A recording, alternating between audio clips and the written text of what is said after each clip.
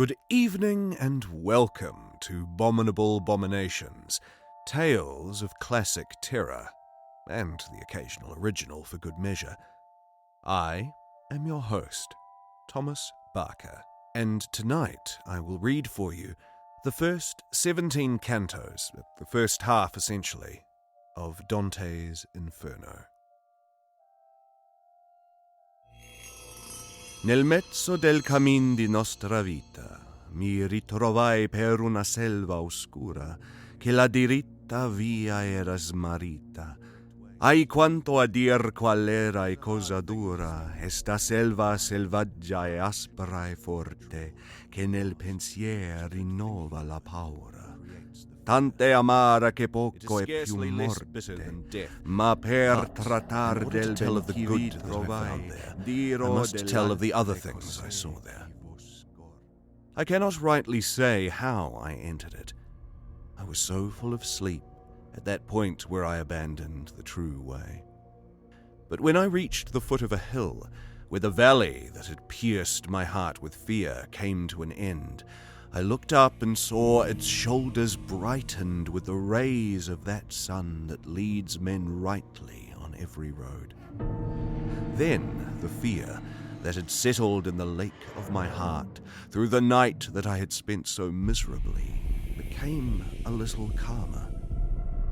And as a man who, with panting breath, has escaped from the deep sea to the shore, turns back towards the perilous waters and stares, so my mind, still fugitive, turned back to see that pass again, that no living person ever left.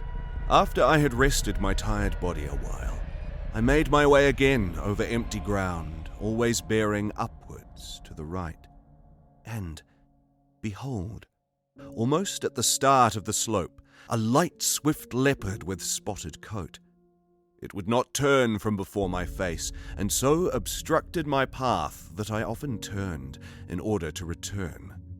The time was at the beginning of the morning, and the sun was mounting up with all those stars that were with him when divine love first moved all delightful things, so that the hour of day and the sweet season gave me fair hopes of that creature with the bright pelt, but not so fair that I could avoid fear at the sight of a lion that appeared and seemed to come at me with raised head and rabid hunger, so that it seemed the air itself was afraid, and a she-wolf that looked full of craving in its leanness, and, before now, has made many men live in sadness.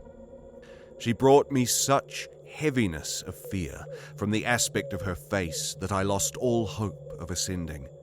And as one who is eager for gain, weeps and is afflicted in his thoughts if the moment arrives when he loses, so that creature, without rest, made me like him, and coming at me, little by little, drove me back to where the sun is silent.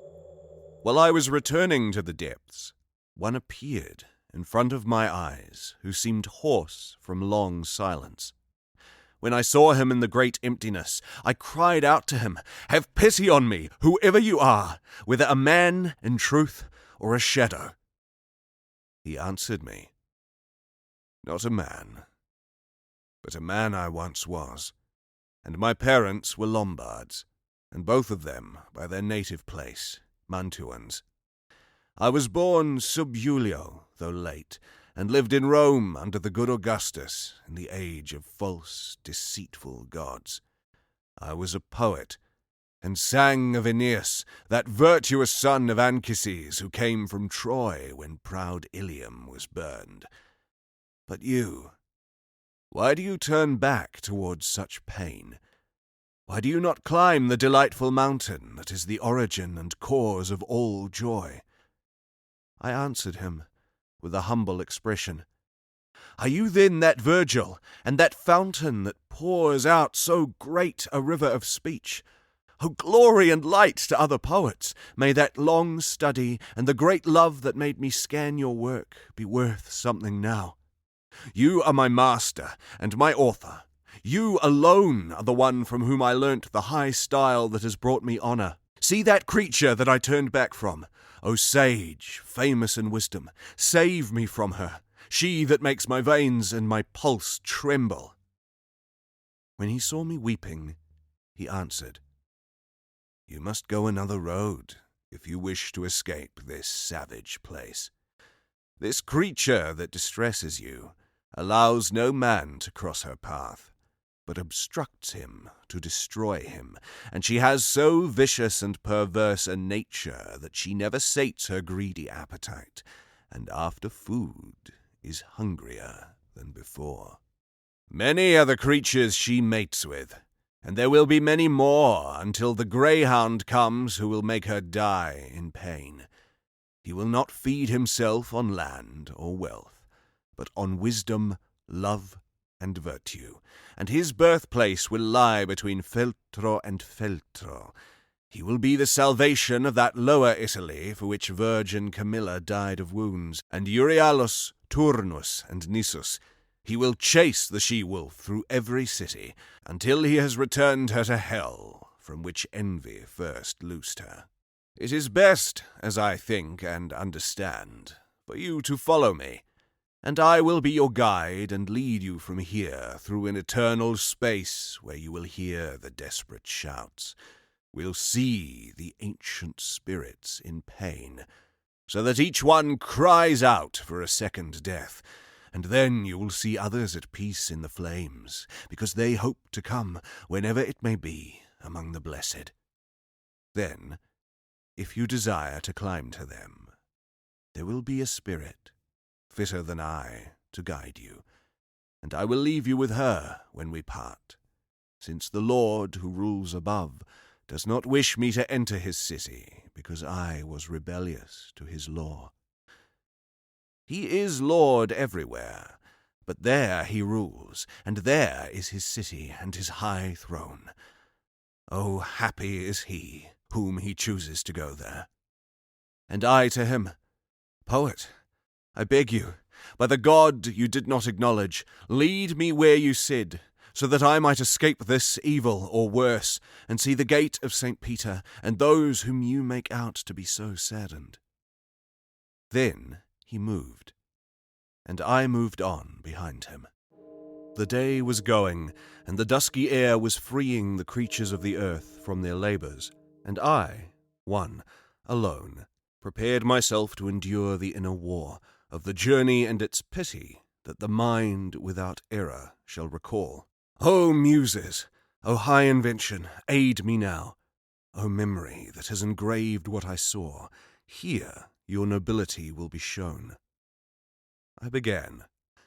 Poet who guides me, examine my virtue, see if I am fitting, before you trust me to the steep way.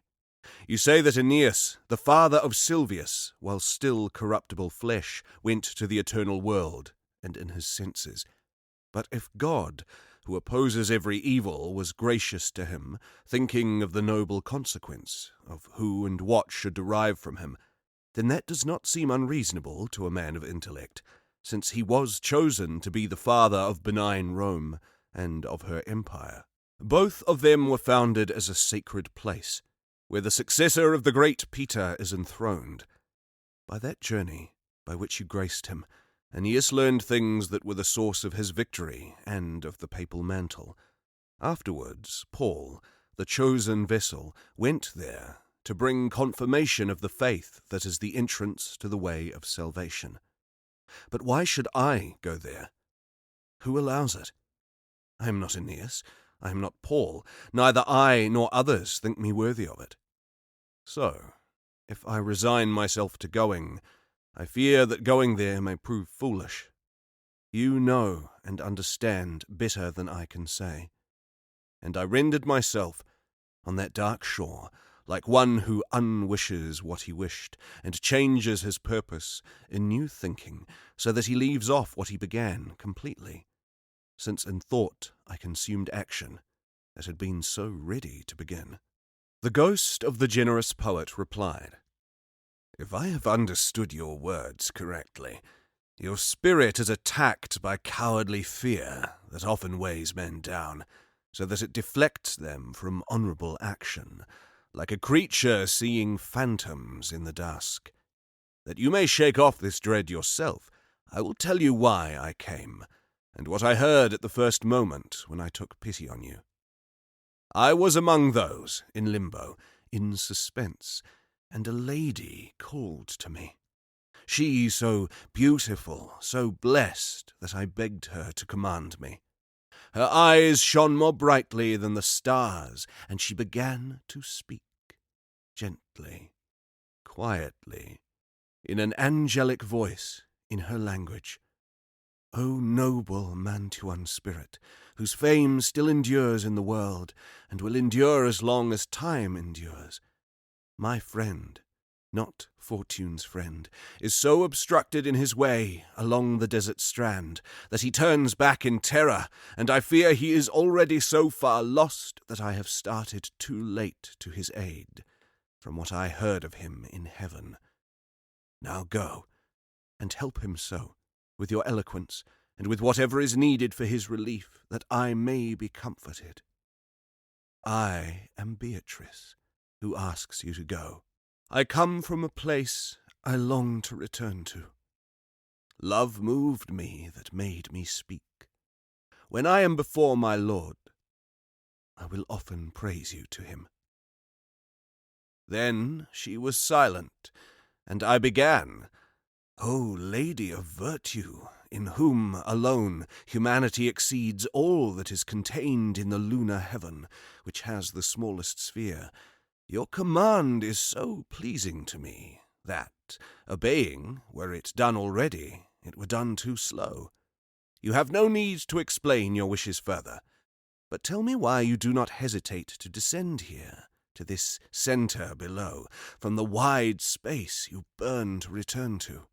She replied, Since you wish to know, I will tell you this much, briefly, of why I do not fear to enter here. Those things that have the power to hurt are to be feared, not those other things that are not fearful. I am made such, by God's grace, that your suffering does not touch me, nor does the fire of this burning scorch me. There is a gentle lady in heaven who has such compassion for this trouble I send you to relieve, that she overrules the strict laws on high. She called Lucia to carry out her request, and said, Now he who is faithful to you needs you, and I commend him to you. Lucia, who is opposed to all cruelty, rose and came to the place where I was, where I sat with that Rachel of antiquity. Lucia said, Beatrice, God's true praise, why do you not help him, who loved you so intensely he left behind the common crowd for you? Do you not hear how pitiful his grief is? Do you not see the spiritual death that comes to meet him on that dark river over which the sea has no power? No one on earth was ever as quick to search for their good, or run from harm, as I to descend from my blessed place, after these words were spoken, and place my faith in your true speech, that honours you and those who hear it. She turned away, with tears in her bright eyes, after saying this to me, and made me, by that, come here all the quicker, and so I came to you, as she wished, and rescued you in the face of that wild creature that denied you the shortest path to the lovely mountain. What is it, then? Why do you hold back? Why? Why let such cowardly fear into your heart? Why, when 3 such blessed ladies in the courts of heaven care for you, and my words promise you so much good, are you not free and ardent? As the flowers, bent down and closed by the night's cold, erect themselves all open on their stems when the sun shines on them, so I rose from weakened courage, and so fine an ardour coursed through my heart that I began to speak like one who is freed. O she, who pities, who helps me and you, so gentle, who swiftly obeyed the true words she commanded, you have filled my heart with such desire by what you have said to go forward that I have turned back to my first purpose. Go now, for the 2 of us have but one will, you, the guide, the Lord, the Master. So I spoke to him, and he going on, I entered on the steep, tree-shadowed way. Through me the way to the eternal city. Through me the way to eternal sadness. Through me the way to the lost people. Justice moved my supreme maker. I was shaped by divine power, by highest wisdom, and by primal love. Before me, nothing was created that is not eternal. And eternal I endure. Forsake all hope, all you that enter here. These were the words, with their dark colour, that I saw written above the gate, at which I said, Master, their meaning to me is hard. And he replied to me, as one who knows, Here, all uncertainty must be left behind. All cowardice must be dead. We have come to the place where I told you that you would see the sad people who have lost the good of the intellect. And, placing his hand on mine, with a calm expression that comforted me, he led me towards the hidden things. Here sighs, complaints, and deep groans sounded through the starless air, so that it made me weep at first. Many tongues, a terrible crying, words of sadness, accents of anger, voices deep and hoarse, with sounds of hands amongst them, making a turbulence that turns forever in that air, stained eternally like sand spiraling in a whirlwind. And I, my head surrounded by the horror, said, Master, what is this I hear, and what race are these that seem so overcome by suffering? And he to me, This is the miserable mode in which those exist who lived without praise, without blame. They are mixed in with the despised choir of angels, those not rebellious, not faithful to God, but for themselves. Heaven drove them out to maintain its beauty, and deep hell does not accept them, lest the evil have glory over them. And I, Master, what is so heavy on them that makes them moan so deeply? He replied, I will tell you, briefly. They have no hope of death, and their darkened life is so mean that they are envious of every other fate. Earth allows no mention of them to exist. Mercy and justice reject them. Let us not talk of them, but look and pass. And I, who looked back, saw a banner that, twirling around, moved so quickly that it seemed to me scornful of any pause, and behind it came so long a line of people, I never would have believed that death had undone so many. When I had recognized some among them, I saw and knew the shade of him who from cowardice made the great refusal. Immediately I understood that this was the despicable crew, hateful to God and his enemies. These wretches, who never truly lived, were naked and goaded viciously by hornets and wasps there, making their faces stream with blood that, mixed with tears, was collected at their feet by loathsome worms. And then, as I looked onwards, I saw people on the bank of a great river, at which I said, Master, now let me understand who these are, and what custom makes them so ready to cross over, as I can see by the dim light. And he to me, The thing will be told you when we halt our steps on the sad strand of Acheron. Then, fearing that my words might have offended him, I stopped myself from speaking, with eyes ashamed and downcast, till we had reached the flood. And see, an old man with white hoary locks came toward us in a boat, shouting, Woe to you, wicked spirits! never hope to see heaven. I come to carry you to the other shore, into eternal darkness, into fire and ice, and you who are there, a living spirit, depart from those who are dead." But when he saw that I did not depart, he said, "By other ways, by other means of passage you will cross to the shore. A quicker boat must carry you."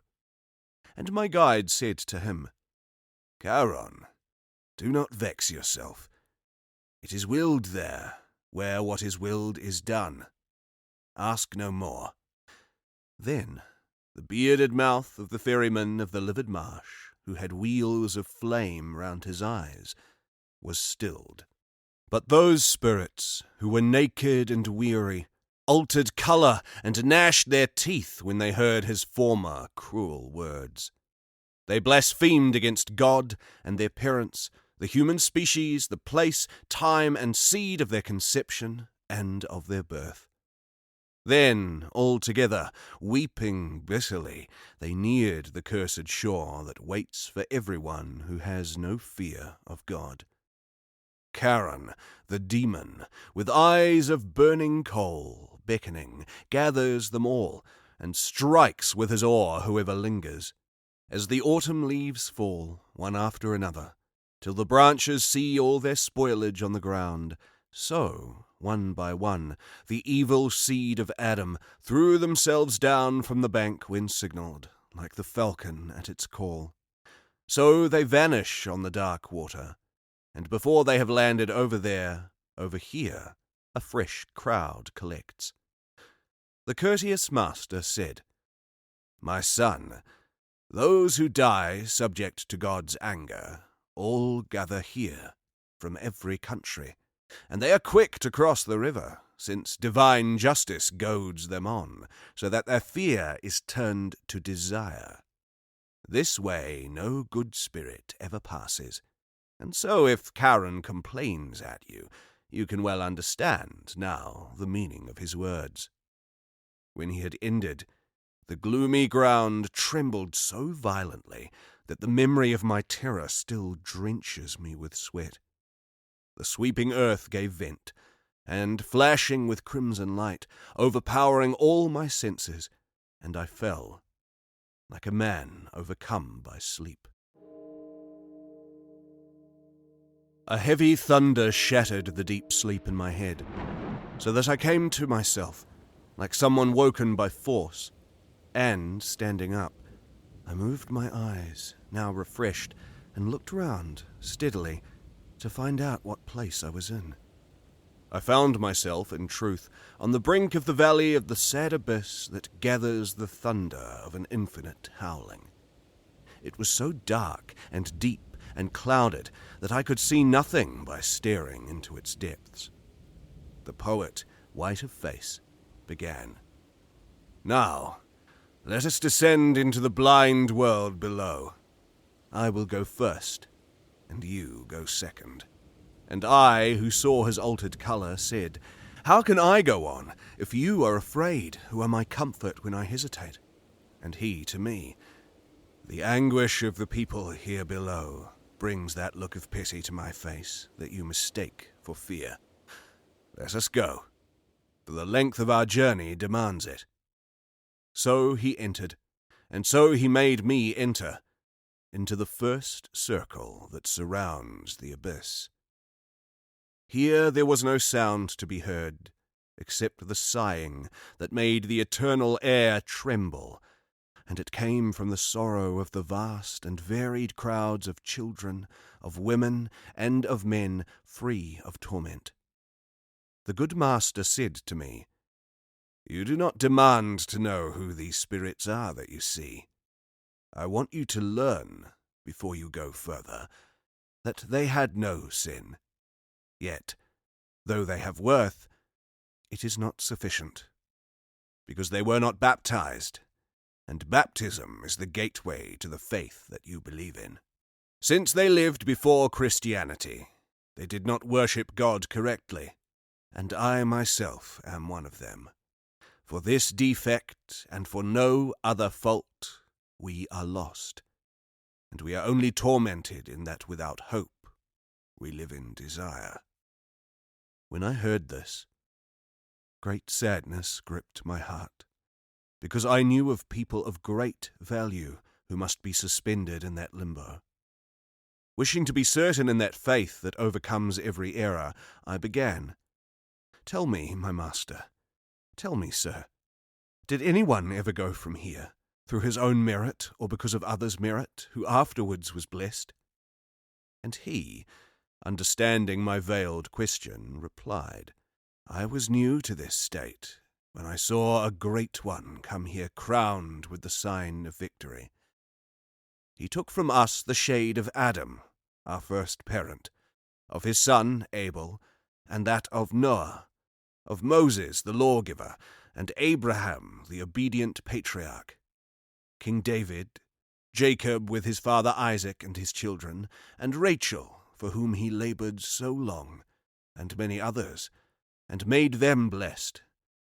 And I wish you to know that no human souls were saved before these. We did not cease moving, though he was speaking, but passed the wood meanwhile, the wood, I say, of crowded spirits. We had not gone far from where I slept, when I saw a flame that overcame a hemisphere of shadows. We were still some way from it, but not so far that I failed to discern in part what noble people occupied that place. O you, who value every science and art, who are these who have such honour that they stand apart from all the rest? And he to me, their fame, that sounds out for them, honoured in that life of yours, brings them heaven's grace that advances them. Meanwhile I heard a voice. Honour the great poet. His departed shade returns. After the voice had paused and was quiet, I saw 4 great shadows come towards us, with faces that were neither sad nor happy. The good master began to speak. Take note of him with a sword in hand, who comes in front of the other 3, as if he were their lord. That is Homer, the sovereign poet. Next, Horace, the satirist. Ovid is the 3rd, and last is Lucan.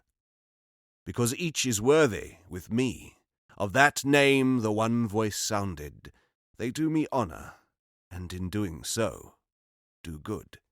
So I saw gathered together the noble school of the Lord of highest song, who soars like an eagle above the rest. After they had talked for a while amongst themselves, they turned toward me with a sign of greeting, at which my master smiled, and they honoured me further still, since they made me one of their company, so that I made a 6th among the wise. So we went onwards toward the light, speaking of things about which it is best to be silent, just as it was best to speak of them, where I was. We came to the base of a noble castle, surrounded 7 times by a high wall, defended by a beautiful encircling stream. This we crossed as if it were solid earth. I entered through 7 gates with the wise. We reached a meadow of fresh turf. The people there were of great authority in appearance, with calm and serious looks, speaking seldom, and then with soft voices. We moved to one side, into an open space, bright and high, so that every one of them all could be seen. There, on the green enamel, the great spirits were pointed out to me directly, so that I feel exulted inside me at having seen them. I saw Electra with many others, amongst whom I knew Hector, Aeneas, and Caesar, armed with his eagle eye. I saw Camilla and Penthesilea on the other side, and the king of Latium, Latinus, with Lavinia his daughter. I saw that Brutus, who expelled Tarquin, Lucretia, Julia, Marcia, and Cornelia, and I saw Saladin by himself apart.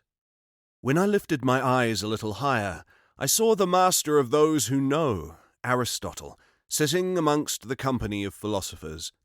All gaze at him, all show him honour. There I saw Socrates and Plato, who stand nearest to him of all of them, Democritus, who ascribed the world to chance, Diogenes, Anaxagoras, and Thales, Empedocles, Heraclitus, and Zeno. And I saw the good collector of the qualities of plants, I mean Discorides, and saw Orpheus, Cicero, Linus, and Seneca the moralist, Euclid the geometer, and Ptolemaeus, Hippocrates, Avicenna, and Galen, and Averroes, who wrote the vast commentary. I cannot speak of them all in full, because the great theme drives me on, so that the word falls many times short of the fact. The 6 companions reduce to 2. The wise guide leads me by another path, out of the quiet, into the trembling air, and I come to a region where nothing shines. So I descended from the first circle to the second, that encloses a smaller space, and so much more pain it provokes howling. There Minos stands, grinning horribly, examines the crimes on entrance, judges, and sends the guilty down as far as is signified by his coils. I mean that when the evil-born spirit comes before him, it confesses everything, and that knower of sins decides the proper place in hell for it, and makes as many coils with his tail as the circles he will force it to descend. A multitude always stands before him, and go in turn to be judged, speak and hear, and then are whirled downwards. When Minos saw me, passing by the actions of his great office, he said, "O you, who come to the house of pain, take care how you enter, and in whom you trust. Do not let the width of the entrance deceive you." And my guide replied, "Why do you cry out? Do not obstruct his destined journey. So it is willed, where what is willed is done. Demand no more." Now the mournful notes begin to reach me. Now I come where much sorrowing hurts me. I came to a place devoid of light, that moans like a tempestuous sea when it is buffeted by warring winds. The hellish storm that never ceases drives the spirits with its force, and, whirling and striking, it molests them. When they come to the ruins, there are shouts, moaning and crying, where they blaspheme against divine power. I learnt that the carnal sinners are condemned to these torments, they who subject their reason to their lust. And, as their wings carry the starlings in a vast crowded flock in the cold season, so that wind carries the wicked spirits and leads them here and there and up and down, no hope of rest or even lesser torment comforts them. And as the cranes go, making their sounds, forming a long flight of themselves in the air, so I saw the shadows come, moaning, carried by that war of winds, at which I said, "Master, who are these people that the black air chastises so?" He replied, "The first of those you wish to know of was Empress of many languages, so corrupted by the vice of luxury that she made license lawful in her code, to clear away the guilt she had incurred. She is Semiramis, of whom we read that she succeeded Ninus and was his wife. She held the countries that the Sultan rules. The next is Dido, who killed herself for love, and broke faith with Sichaeus' ashes. Then comes licentious Cleopatra.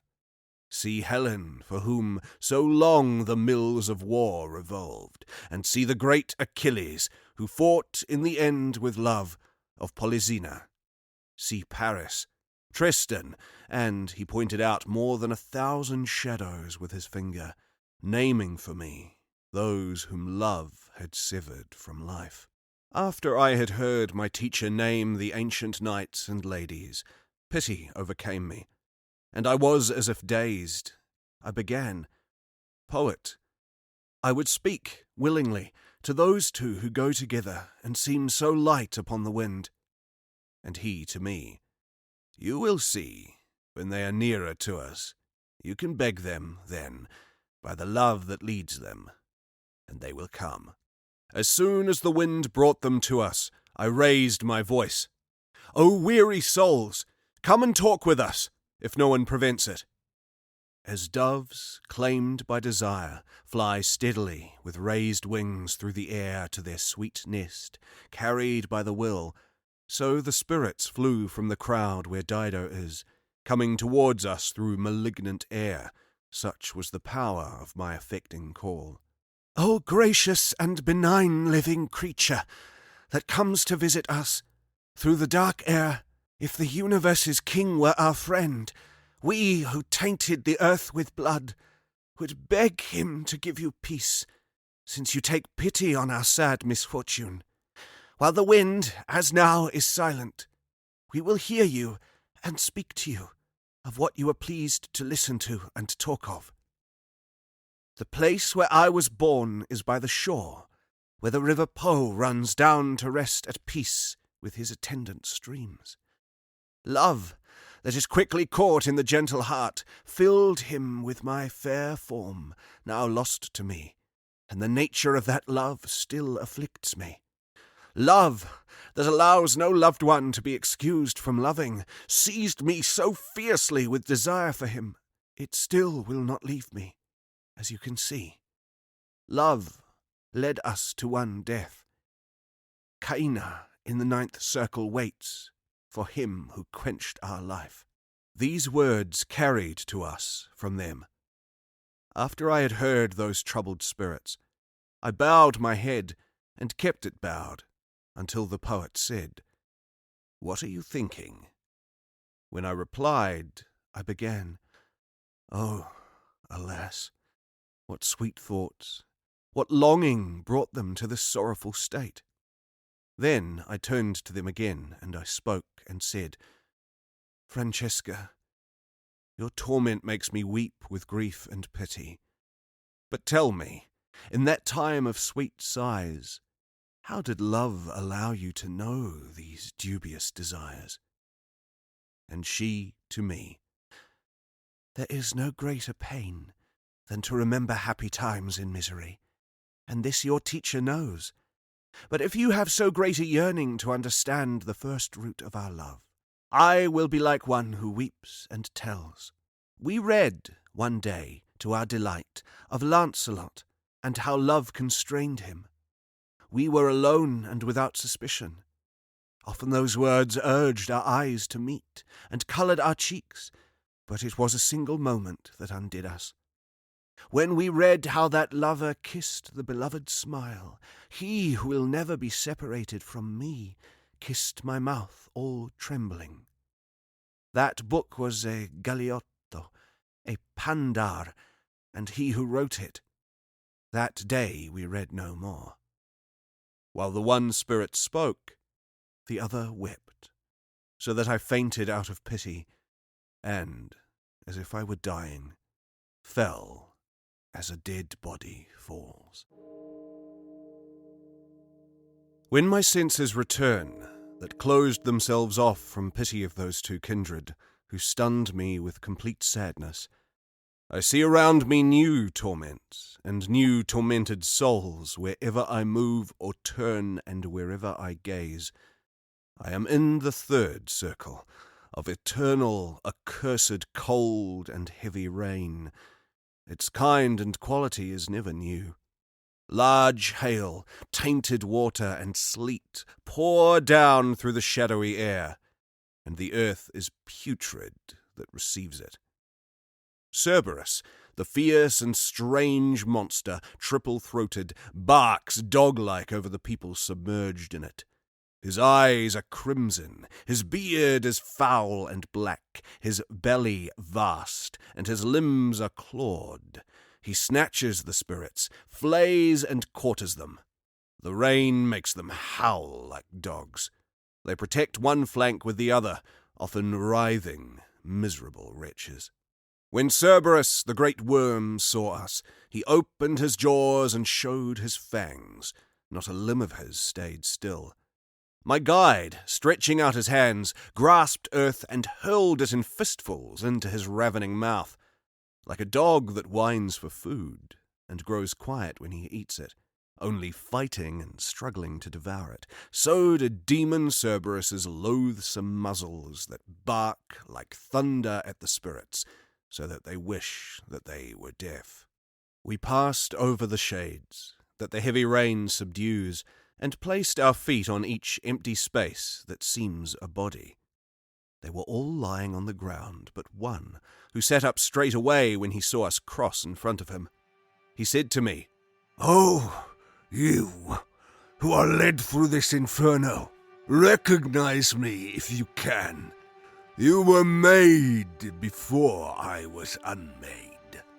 And I to him, "The anguish that you suffer conceals you perhaps from my memory, so that it seems as if I never knew you.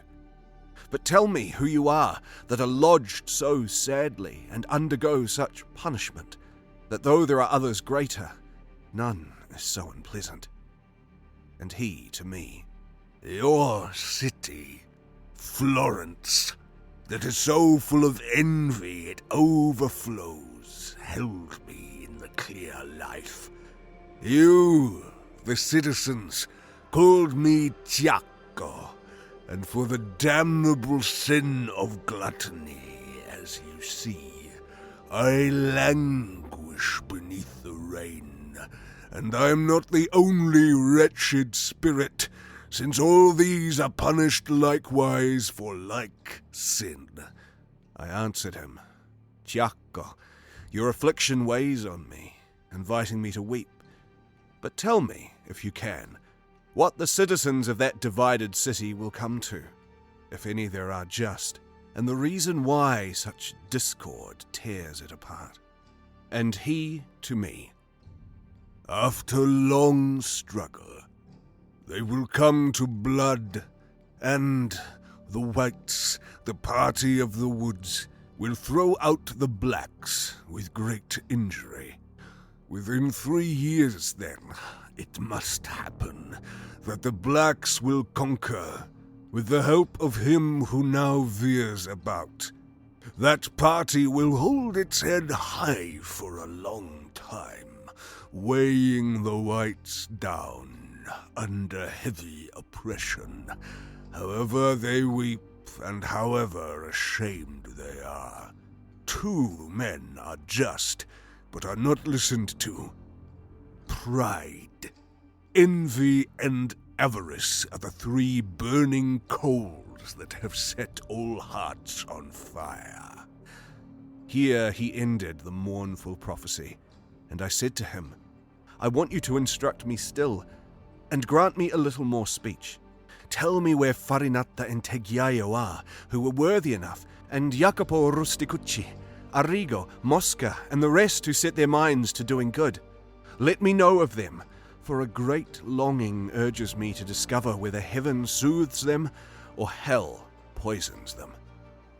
And he to me, "They are among the blackest spirits. Another crime weighs them to the bottom. If you descend so deep, you may see them. But when you are again in the sweet world, I beg you to recall me to other minds. I will tell you no more, and more I will not answer." At that he turned his fixed gaze askance, and looked at me a while, then bent his head and lowered himself and it among his blind companions. And my guide said to me, "He will not stir further until the great angelic trumpet sounds, when the power opposing evil will come. Each will revisit his sad grave, resume his flesh and form, and hear what will resound through eternity." So we passed over the foul brew of rain and shadows with slow steps, speaking a little of the future life. Of this I asked, "Master, Will these torments increase after the great judgment, or lessen, or stay as fierce? And he, to me, remember your science that says that the more perfect a thing is, the more it feels pleasure and pain. Though these accursed ones will never achieve true perfection, they will be nearer to it after than before. We circled along that road, speaking of much more than I repeat. We came to the place where the descent begins, where we found Plutus, the god of wealth, the great enemy. Pape Satan, Alibbe. Plutus began to croak, and the gentle sage who understood all things comforted me, saying, "Do not let fear hurt you, since whatever power he has, he will not prevent you descending this rock." Then he turned to that swollen face and said, "Peace, evil wolf. Devour yourself inside, in your rage. Our journey to the depths is not without reason. It is willed on high, there where Michael made war on the great dragon's adulterating pride. Like a sail bellying in the wind that falls in a heap if the mast breaks, so that cruel creature fell to earth.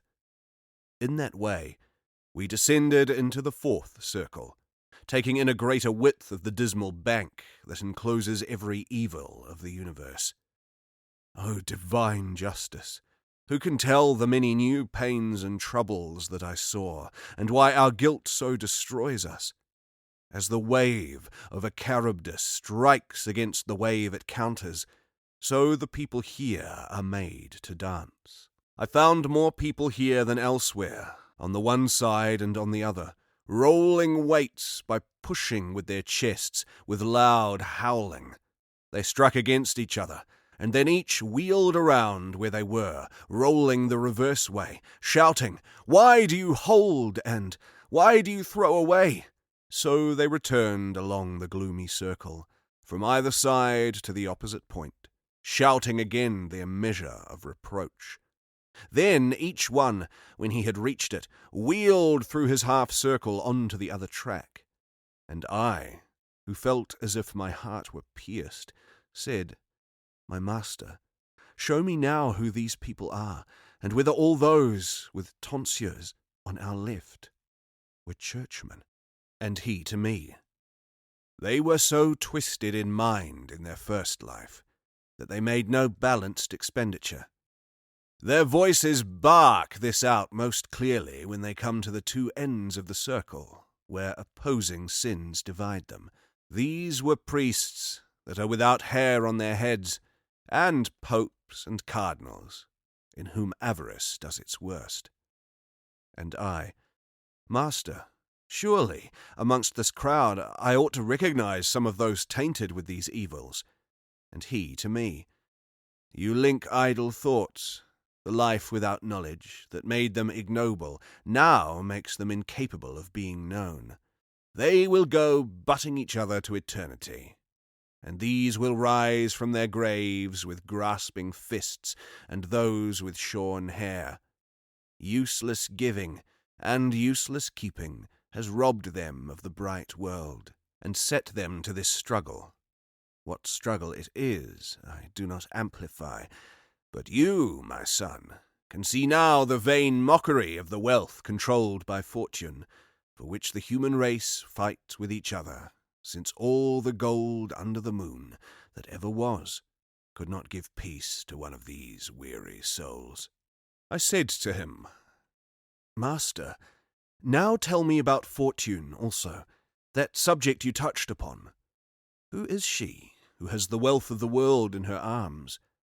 And he to me, "O blind creatures, how great is the ignorance that surrounds you! I want you, now, to hear my judgment of her. He whose wisdom transcends all things made the heavens, and gave them ruling powers, so that each part illuminates the others, distributing the light equally. Similarly, he put in place a controller and a guide for earthly splendor to alter from time to time idle possession between nation and nation, and from kin to kin, beyond the schemes of human reason.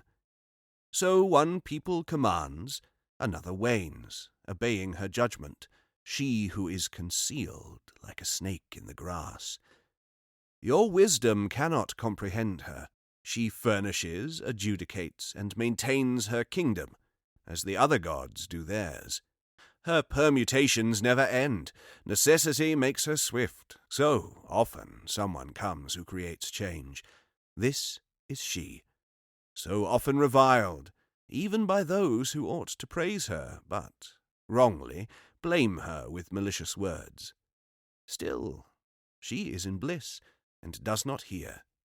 She spins her globe joyfully among the other primal spirits, and tastes her bliss. Now let us descend to greater misery. Already every star is declining that was rising when I set out, and we are not allowed to stay too long. We crossed the circle to the other bank, near a spring that boils and pours down through a gap that it has made.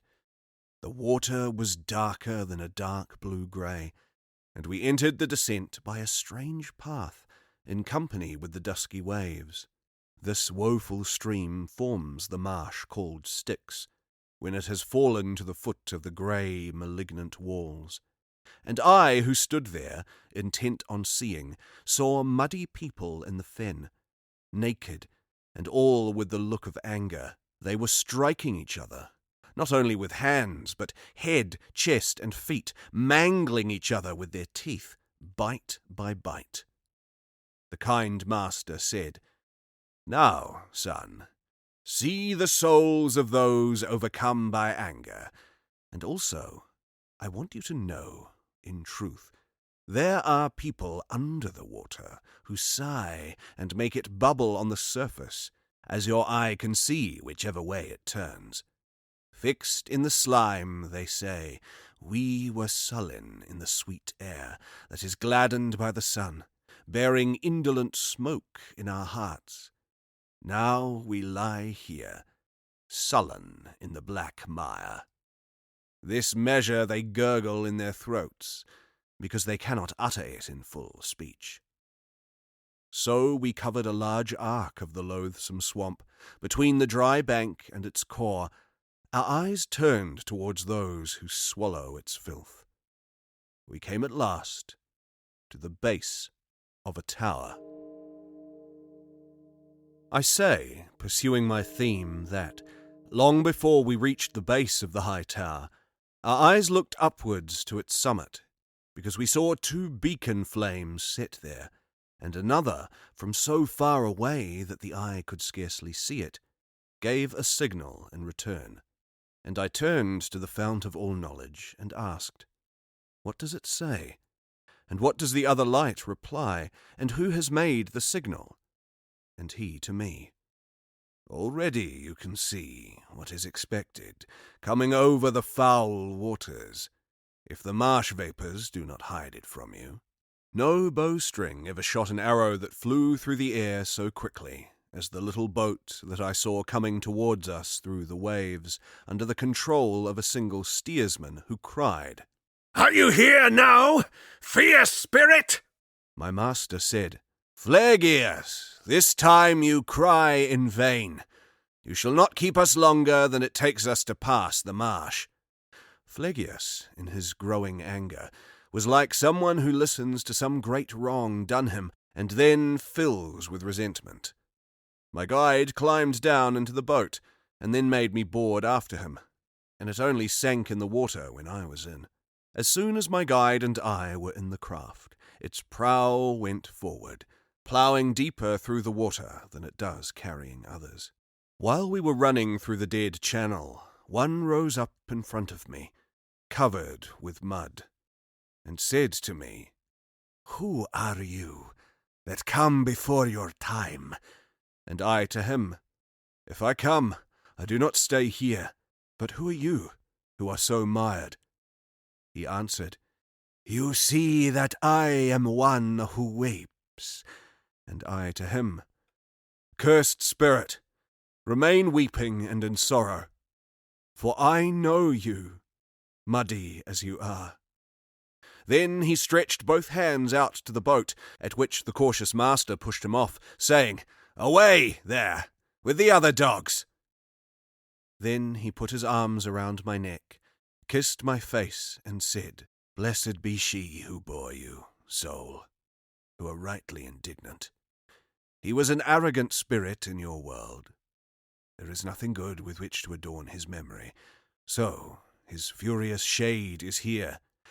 How many up there think themselves mighty kings that will lie here like pigs in mire, leaving behind them dire condemnation? And I, Master, I would be glad to see him doused in the swill before we quit the lake.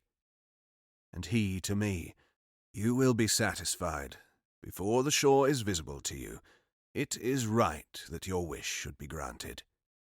Not long after this, I saw the muddy people make such a rending of him that I still give God thanks and praise for it.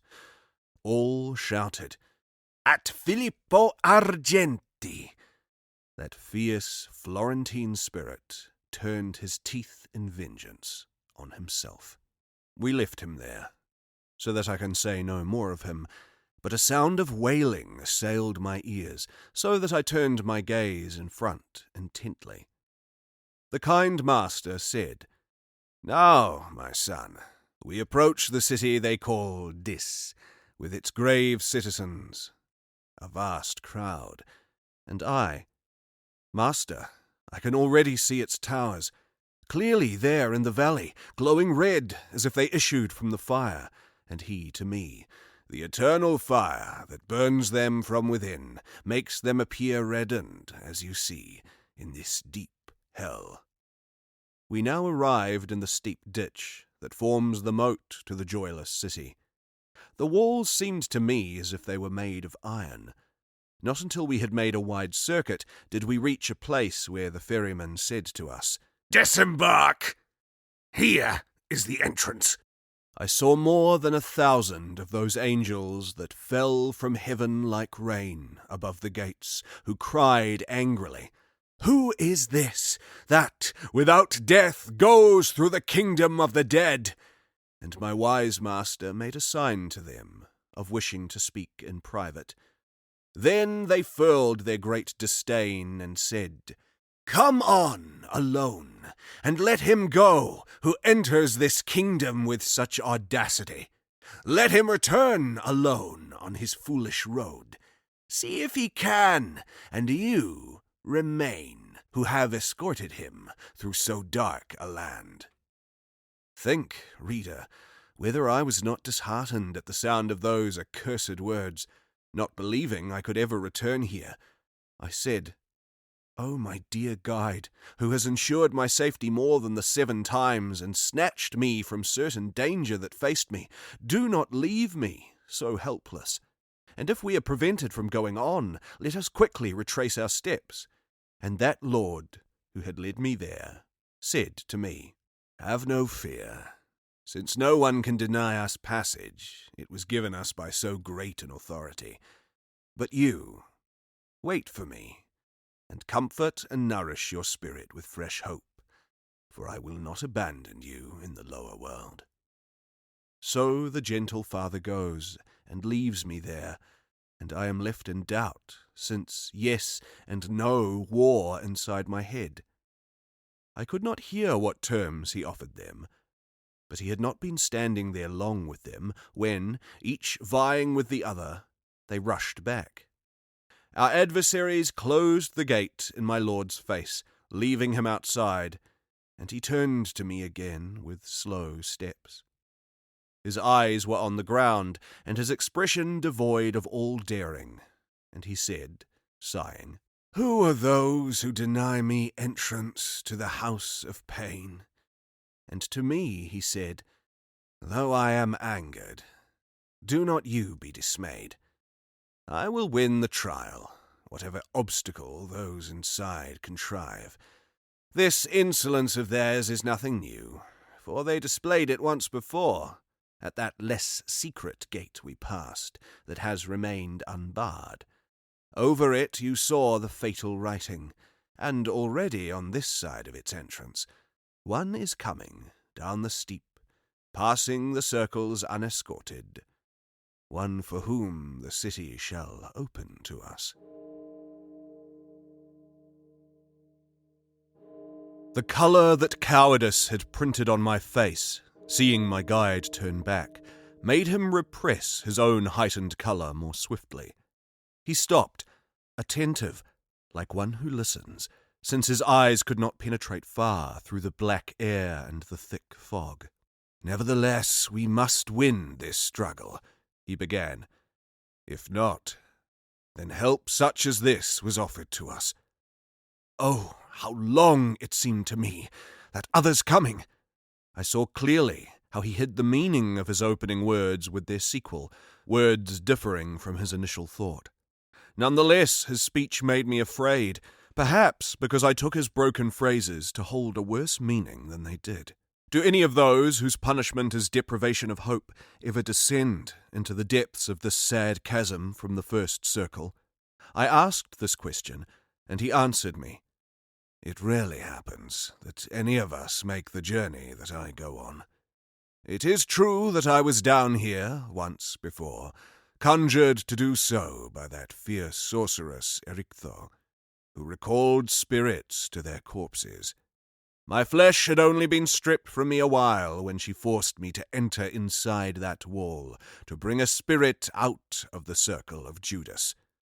That is the deepest place, and the darkest, and the furthest from that heaven that surrounds all things. I know the way well, so be reassured. This marsh that breathes its foul stench circles the woeful city round about, where we also cannot enter now without anger." And he said more that I do not remember, because my eyes had been drawn to the high tower, with the glowing crest where, in an instant, 3 hellish furies, stained with blood, had risen that had the limbs and aspects of women, covered with a tangle of green hydras, their hideous foreheads bound with little adders and horned vipers. And Virgil, who knew the handmaids of the Queen of Eternal Sadness well, said to me, "See, the fierce Erinyes. That is Megara on the left. The one that weeps on the right is Alecto. Tisiphone is in the middle." Then he was silent. Each one was tearing at her breast with her claws, beating with her hands, and crying out so loudly that I pressed close to the poet, out of fear. "Let Medusa come," they all said, looking down on us, "so that we can turn him to stone. We did not fully revenge Theseus's attack." "Turn your back," said the master, and he himself turned me round. "Keep your eyes closed, since there will be no return upwards if she were to show herself, and you were to see her." Not leaving it to me, he covered them also with his own hands. "O you who have clear minds, take note of the meaning that conceals itself under the veil of clouded verse." Now, over the turbid waves, there came a fearful crash of sound, at which both shores trembled. A sound like a strong wind, born of conflicting heat, that strikes the forest remorselessly, breaks the branches, and beats them down, and carries them away, advances proudly in a cloud of dust, and makes wild creatures and shepherds run for safety. Virgil uncovered my eyes, and said, "Now direct your vision to that ancient marsh, there, where the mists are thickest. Like frogs that all scatter through the water in front of their enemy the snake, until each one squats on the bottom, so I saw more than 1,000 damaged spirits scatter in front of one who passed the Stygian ferry with dry feet. He waved that putrid air from his face, often waving his left hand before it, and only that annoyance seemed to weary him. I well knew he was a messenger from heaven, and I turned to the master, who made a gesture that I should stay quiet, and bow to him. How full of indignation he seemed to me! He reached the gate and opened it with a wand. There was no resistance. On the vile threshold he began to speak. "O outcasts from heaven, why does this insolence still live in you? Why are you recalcitrant to that will, whose aims can never be frustrated, and that has often increased your torment? What use is it to butt your heads against the fates? If you remember, your Cerberus still shows a throat and chin scarred from doing so." Then he returned over the miry pool and spoke no word to us, but looked like one preoccupied and driven by other cares than of those who stand before him. And we stirred our feet towards the city in safety after his sacred speech. We entered Dis without a conflict, and I gazed around as soon as I was inside, eager to know what punishment the place enclosed, and saw on all sides a vast plain full of pain and vile torment. As at Arles, where the Rhone stagnates, or Pola near the Gulf of Quarnaro that confines Italy and bathes its coast, the sepulchres make the ground uneven. So they did here all around, only here the nature of it was more terrible. Flames were scattered amongst the tombs, by which they were made so red-hot all over that no smith's art needs hotter metal. Their lids were all lifted, and such fierce groans came from them that, indeed, they seemed to be those of the sad and wounded. And I said, "Master, who are these people, entombed in those vaults, who make themselves known by tormented sighing?" And he to me, "Here are the arch-heretics, with their followers of every sect, and the tombs contain many more than you might think. Here like is buried with like, and the monuments differ in degrees of heat." Then, after turning to the right, we passed between the tormented and the steep ramparts. Now my master goes, and I behind him, by a secret path between the city walls and the torments. I begin, "O summit of virtue, who leads me round through the circles of sin, as you please, speak to me and satisfy my longing. Can those people who lie in the sepulchres be seen?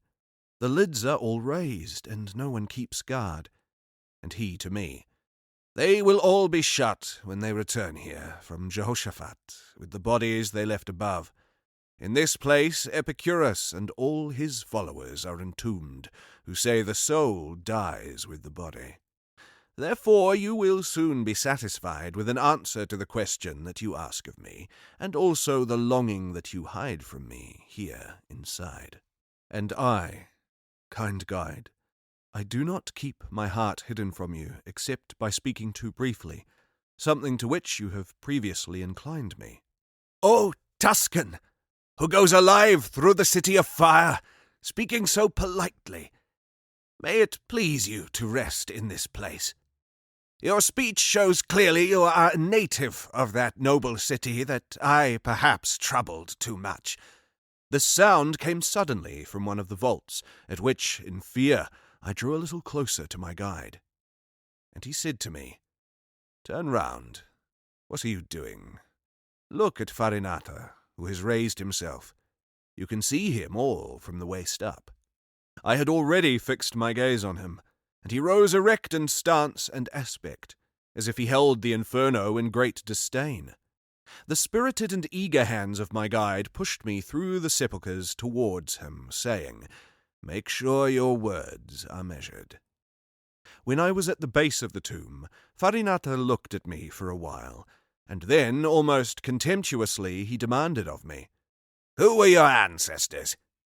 I, desiring to obey, concealed nothing, but revealed the whole to him, at which he raised his brows a little. Then he said, "They were fiercely opposed to me, and my ancestors and my party, so that I scattered them twice." I replied, Though they were driven out, they returned from wherever they were, the first and the second time. But your party have not yet learnt that skill. Then a shadow rose behind him, from the unclosed space, visible down to the tip of its chin. I think it had raised itself onto its knees. It gazed around me, as if it wished to see whether anyone was with me.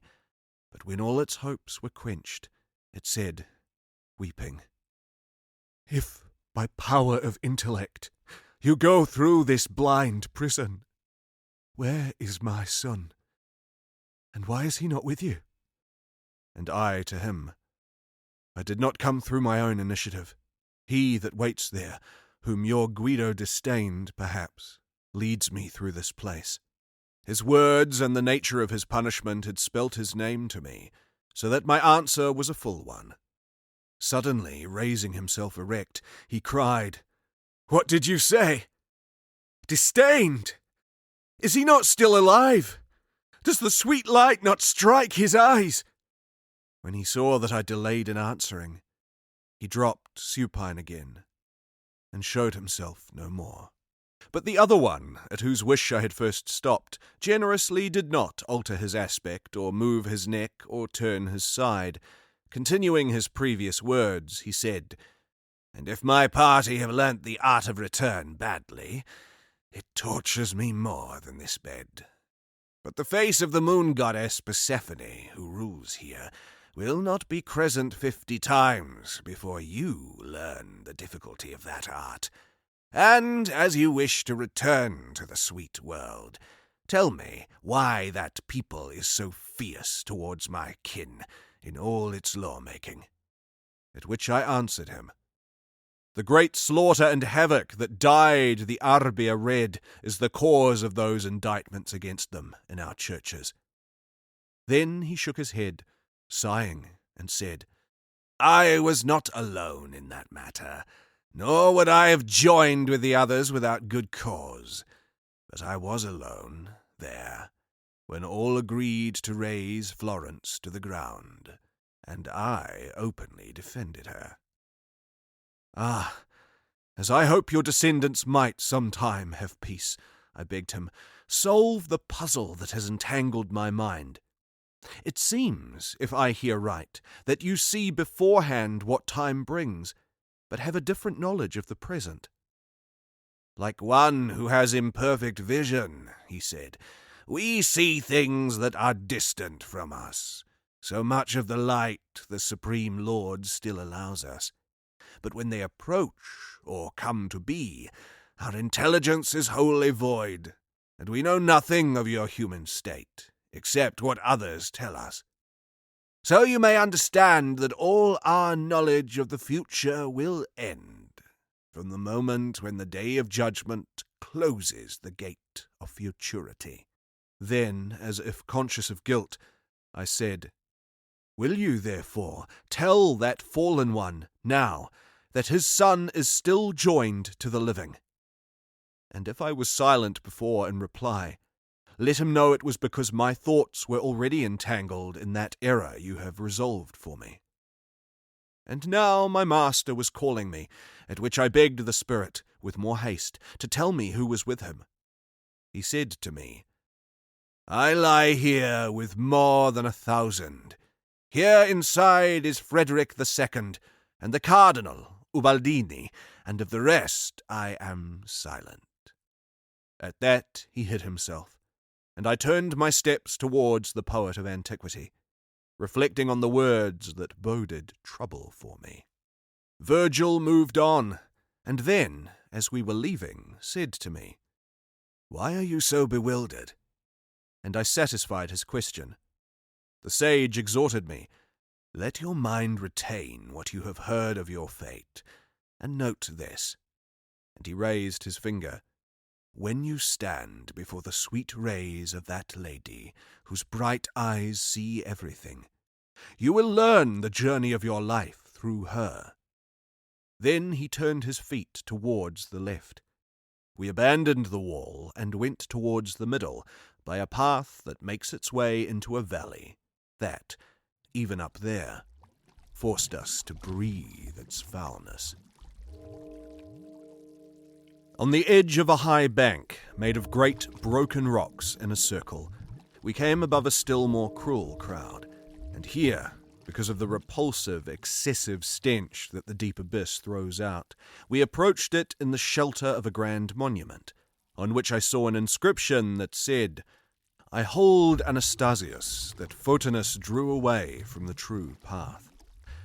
The master said, "We must delay our descent until our sense is somewhat used to the foul wind, and then we will not notice it."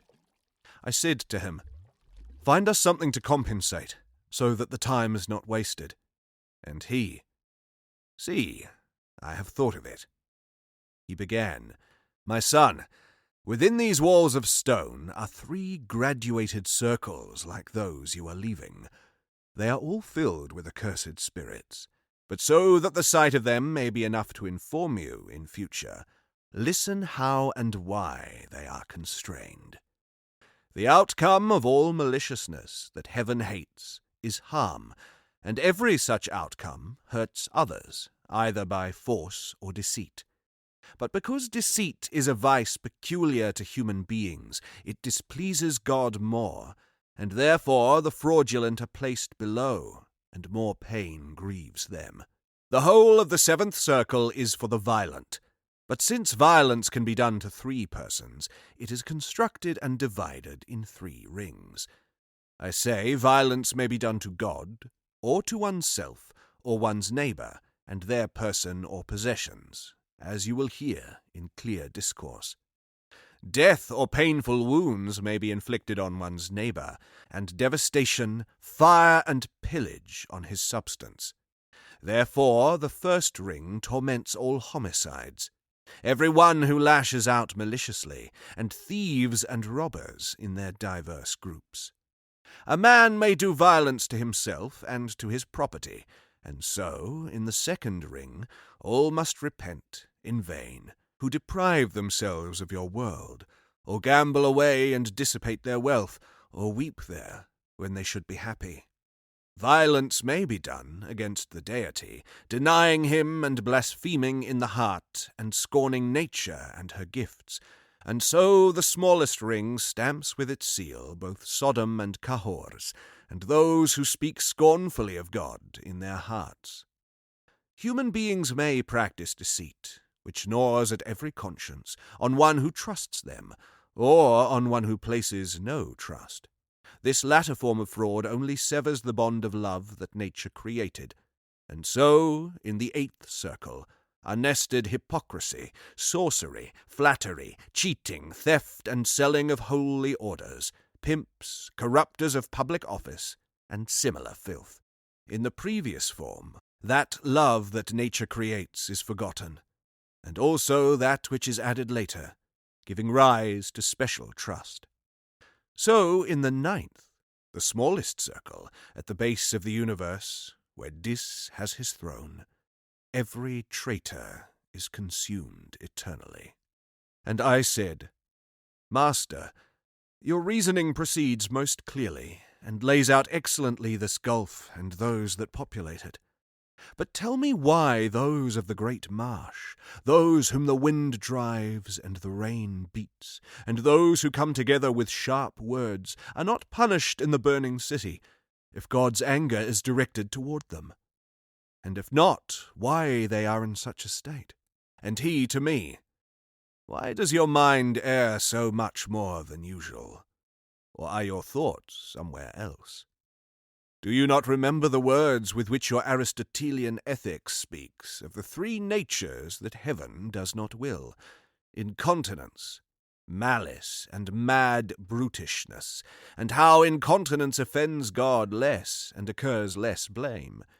If you consider this doctrine correctly, and recall to mind who those are that suffer punishment out there above, you will see easily why they are separate from these destructive spirits, and why divine justice strikes them with less anger."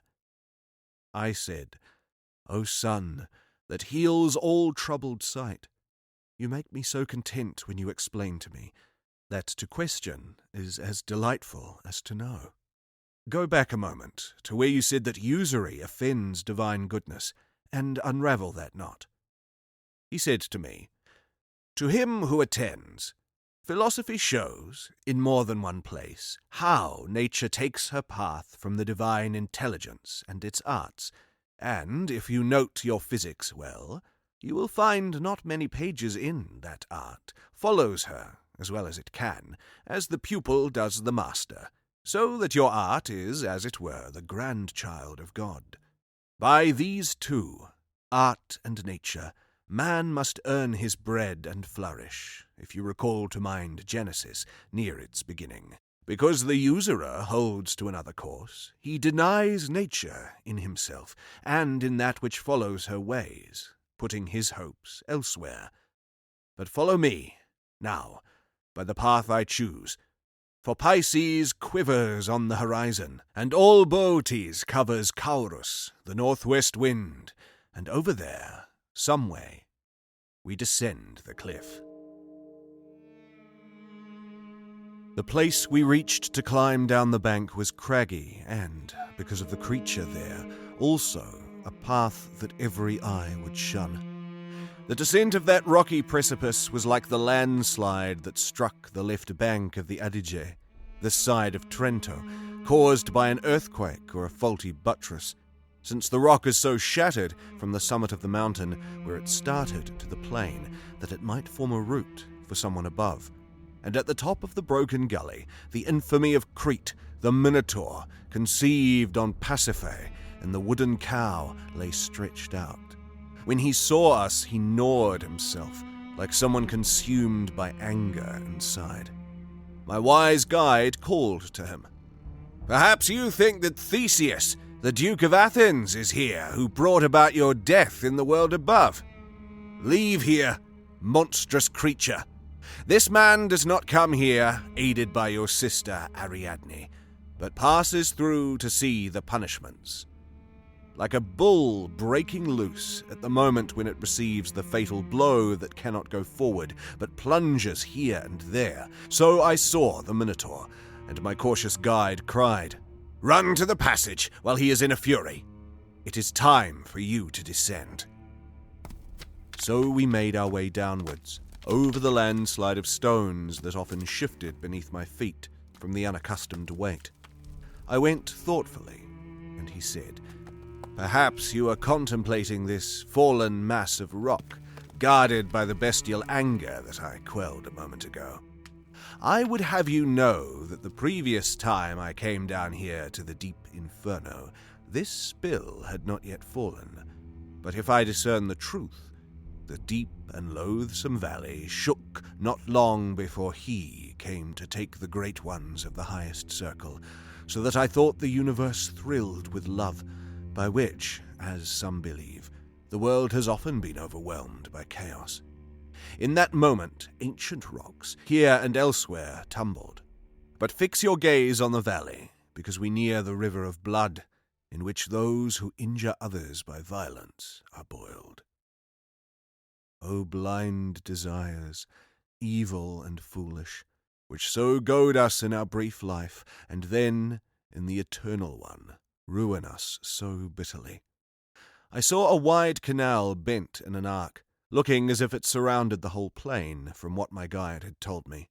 Centaurs were racing, one behind another, between it and the foot of the bank, armed with weapons, as they were accustomed to hunt on earth. Seeing us descend, they all stood still, and 3 elected leaders came from the group, armed with bows and spears. And one of them shouted from the distance, "What torment do you come for, you that descend the rampart? Speak from there. If not, I draw my bow." My master said, "We will make our reply to Chiron, who is there nearby. Sadly, your nature was always rash." Then he touched me and said, "That is Nessus, who died because of his theft of the lovely Deianira, and for his blood took vengeance through his blood." He in the centre, whose head is bowed to his chest, is the great Chiron, who nursed Achilles. The other is Pholus, who is so full of rage. They race around the ditch in thousands, piercing with arrows any spirit that climbs further from the blood than its guilt has condemned it to. We drew near the swift creatures. Chiron took an arrow and pushed back his beard from his face with the notched flight. When he had uncovered his huge mouth, he said to his companions, "Have you noticed that the one behind moves whatever he touches? The feet of dead men do not usually do so." And my good guide, who was by Chiron's front part, where the two natures join, replied, "He is truly alive, and, alone, I have to show him the dark valley. Necessity brings him here, and not desire. She who gave me this new duty came from singing alleluias. He is no thief, nor am I a wicked spirit, but by that virtue, by means of which I set my feet on so unsafe a path, lend us one of your people whom we can follow, so that he may show us where the ford is, and carry this one over on his back, since he cannot fly as a spirit through the air." Chiron twisted to his right and said to Nessus, "Turn and guide them, then, and if another crew meet you, keep them off." We moved onwards with our trustworthy guide, along the margin of the crimson boiling, in which the boiled were shrieking loudly. I saw people immersed as far as the eyebrows, and the great centaur said, "These are tyrants who indulged in blood and rapine. Here they lament their offences, done without mercy. Here is Alexander, and fierce Dionysus of Syracuse, who gave Sicily years of pain. That head of black hair is Azzolino, and the other, which is blonde, is Obizzo d'Este, whose life was quenched, in truth, by his stepson up in the world."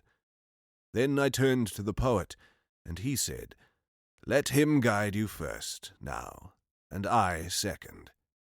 A little further on, Nessus paused next to people who seemed to be sunk in the boiling stream up to their throat.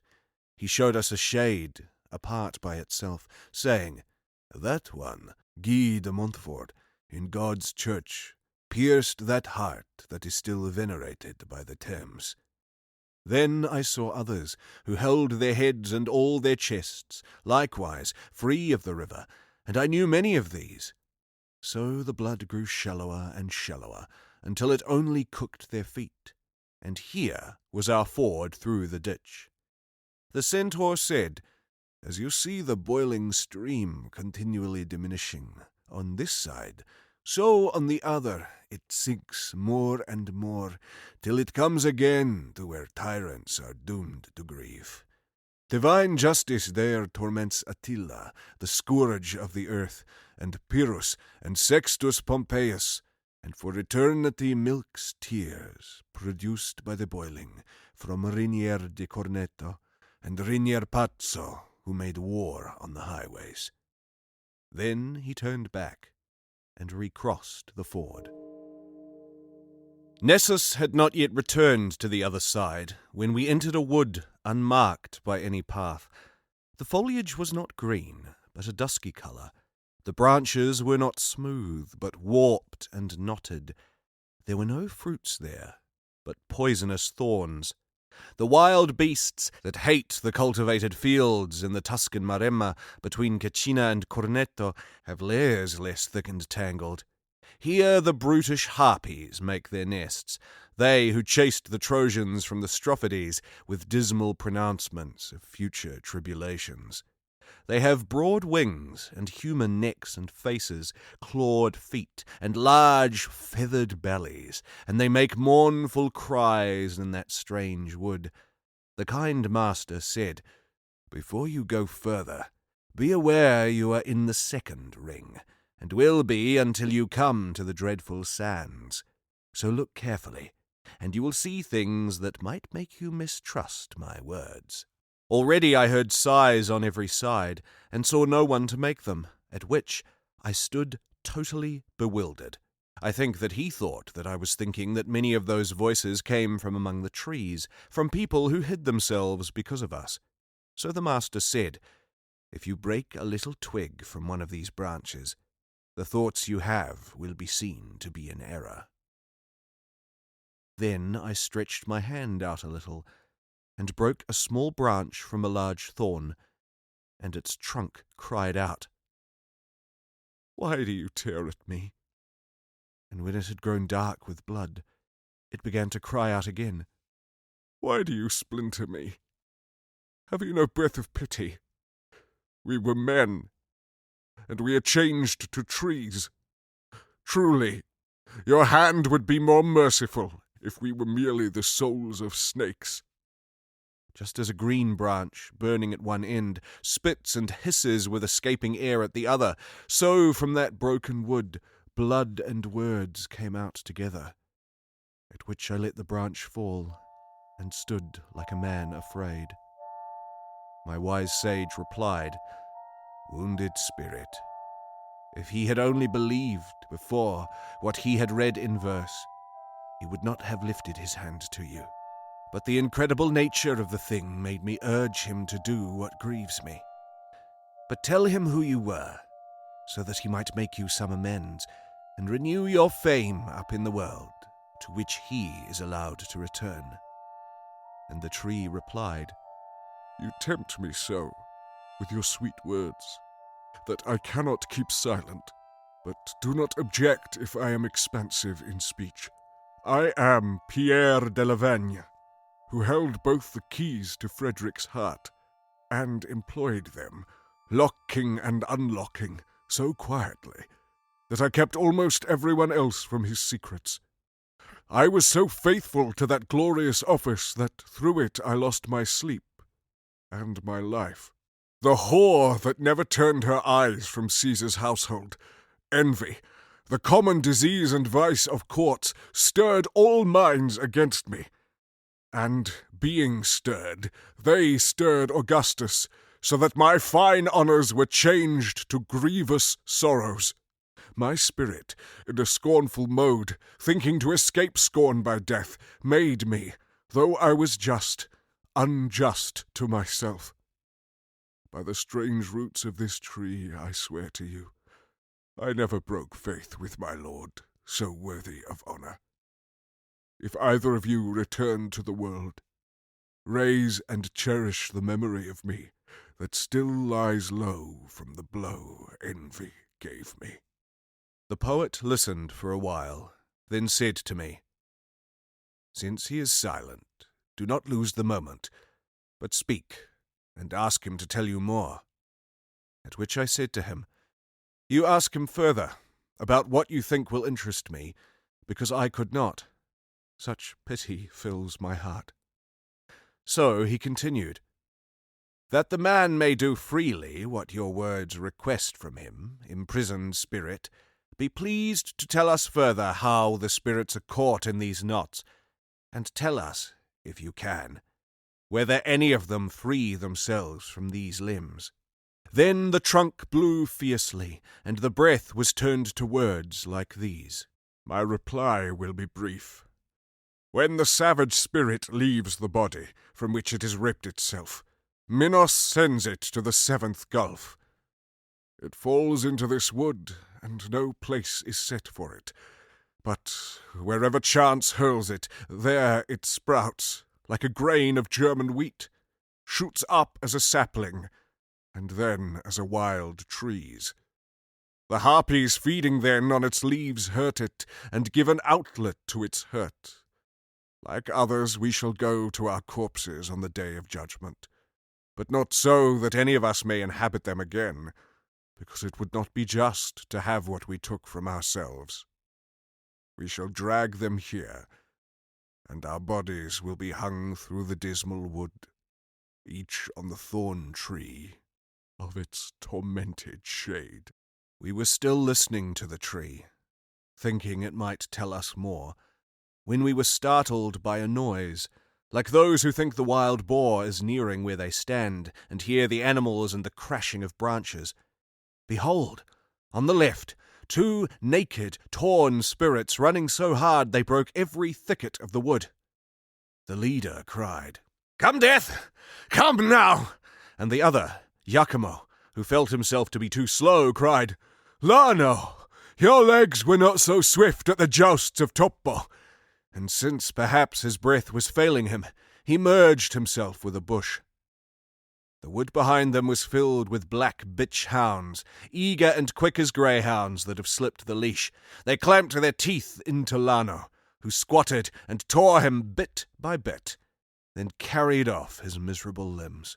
My guide now took me by the hand and led me to the bush, which was grieving in vain through its bleeding splinters, crying, "O Iachimo de Sant'Andrea, what have you gained by making me your screen?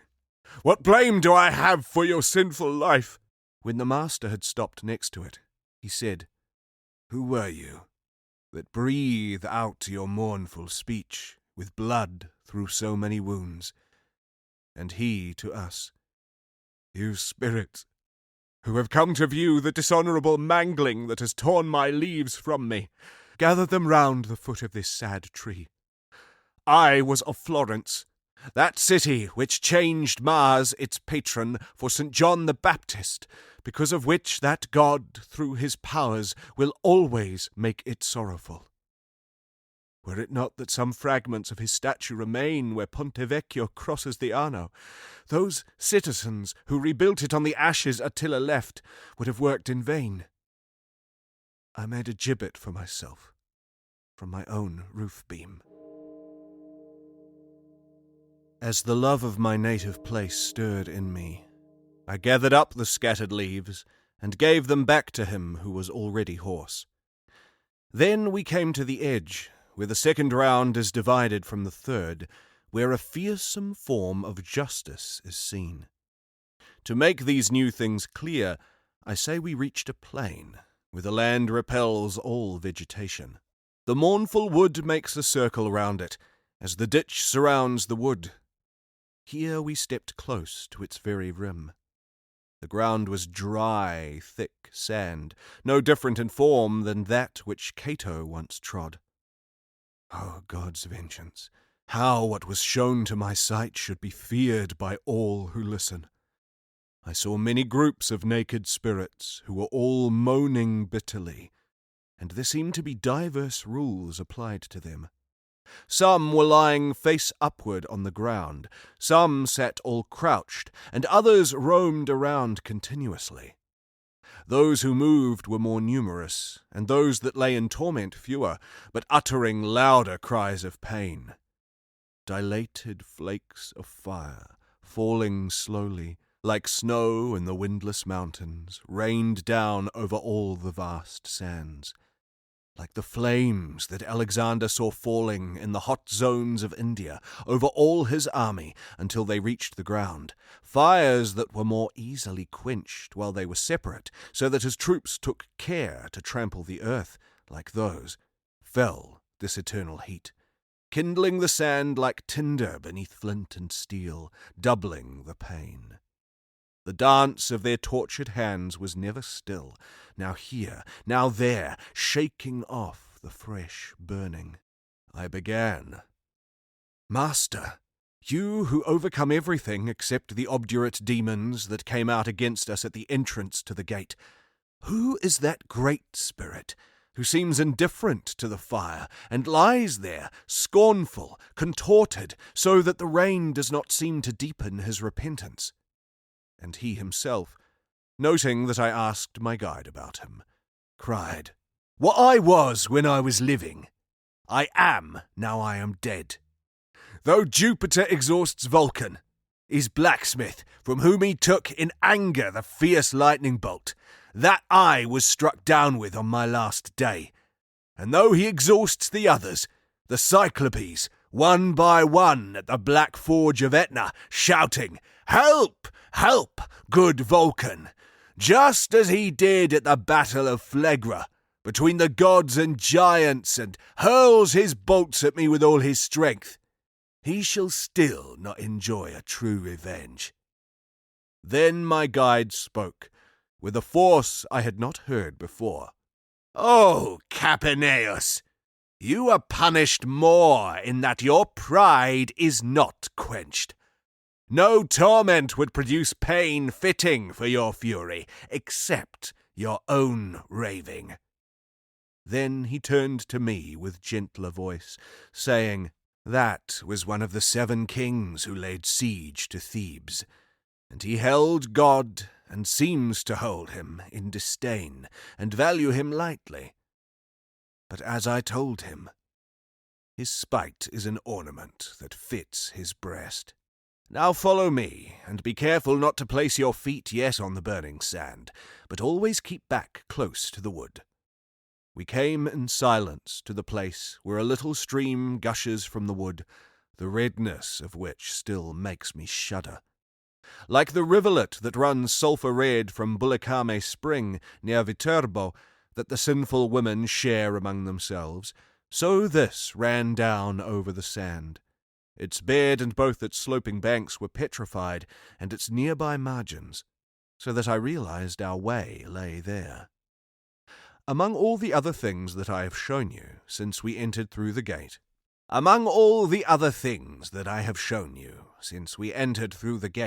whose threshold is denied to no one, your eyes have seen nothing as noteworthy as this present stream that quenches all the flames over it. These were my guide's words, at which I begged him to grant me food, for which he had given me the appetite. He then said, There is a deserted island in the middle of the sea named Crete, under whose king, Saturn, the world was pure. There is a mountain there, called Ida, which was once gladdened with waters and vegetation, and now is abandoned like an ancient spoil heap. Rhea chose it, once, as the trusted cradle of her son, and the better to hide him when he wept, caused loud shouts to echo from it. Inside the mountain, a great old man stands tall, with his shoulders turned towards Egyptian Damietta, and looks at Rome as if it were his mirror. His head is formed of pure gold, his arms and his breasts are refined silver. Then he is bronze as far as the thighs. Downwards from there he is all of choice iron, except that the right foot is baked clay, and more of his weight is on that one than the other. Every part, except the gold, is cleft with a fissure that sheds tears, which collect and pierce the grotto. Their course falls from rock to rock into this valley. They form Acheron, Styx, and Phlegethon, then, by this narrow channel, go down to where there is no further fall, and form Cocytus. You will see what kind of lake that is, so I will not describe it to you here.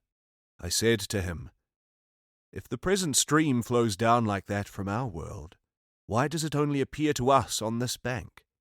And he to me, You know the place is circular, and though you have come far, always to the left, descending to the depths, you have not yet turned through a complete round, so that if anything new appears to us, it should not bring an expression of wonder to your face. And I again, Master, where are Lethe and Phlegethon found, since you do not speak of the former, and say that the latter is formed from these tears? He replied, You please me, truly, with all your questions, but the boiling red water might well answer to one of those you ask about. You will see Lethe, but above this abyss, there, on the mount, where the spirits go to purify themselves when their guilt is absolved by penitence. Then he said, Now it is time to leave the wood. See that you follow me. The margins which are not burning form a path, and over them all the fire is quenched. Now one of the solid banks takes us on, and the smoke from the stream makes a shadow above, so that it shelters the water and its margins.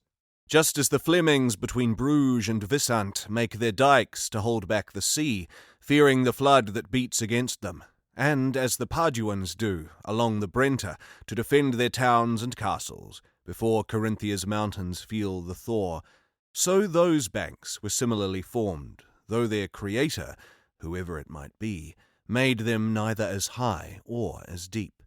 Already we were so far from the wood that I was unable to see where it was, unless I turned back, when we met a group of spirits coming along the bank, and each of them looked at us at twilight.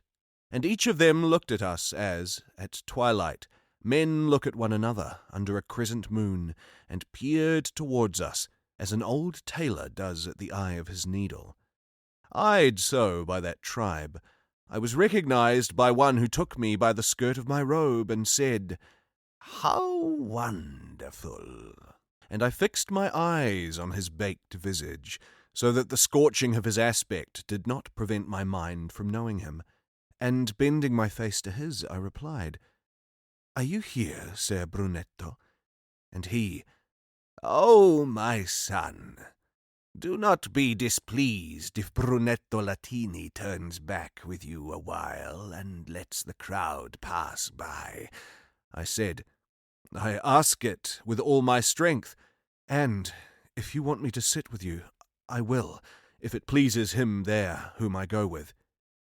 He said, "Oh, my son, whoever of the flock stops for a moment must lie there for 100 years after without cooling himself when the fire beats on him. So go on. I will follow at your heels, and then I will rejoin my crew again, who go mourning their eternal loss." I did not dare leave the road to be level with him, but kept my head bowed like one who walks reverently. He began, "What fate or chance bring you down here before your final hour? Who is this who shows you the way?" I replied, "I lost myself in the clear life up above, in a valley before my years were complete. Only yesterday morning I turned my back on it. He appeared to me as I was returning to it, and guides me back again, but by this path." And he to me, "If you follow your star, you cannot fail to reach a glorious harbour, if I judged clearly in the sweet life. If I had not died before you, I would have supported you in your work, seeing that heaven is so kind to you. But that ungrateful, malignant people who came down from Fiesole to Florence in ancient times, and still have something of the mountain and the rock, will be inimical to you for the good you do, and with reason, since it is not fitting for the sweet fig tree to fruit among the sour crab apples. Past report on earth declares them blind, an envious, proud, and avaricious people. Make sure you purge yourself of their faults. Your fate prophesies such honor for you that both parties will hunger for you, but the goat will be far from the grass. Let the herd from Fiesole make manure of themselves, but not touch the plant in which the sacred seed of those Romans revives who stayed when that nest of malice was created, if any plant still springs from their ordure."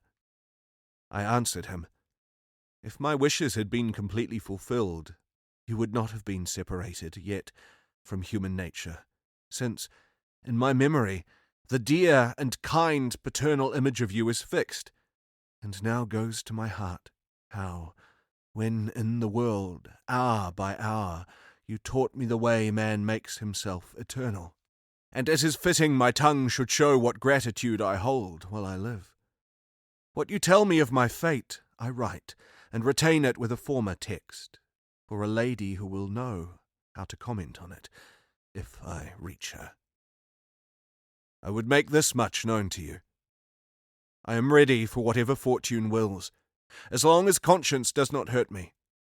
Such prophecies are not new to my ears, so let fortune turn her wheel as she pleases, and the peasant wield his mattock."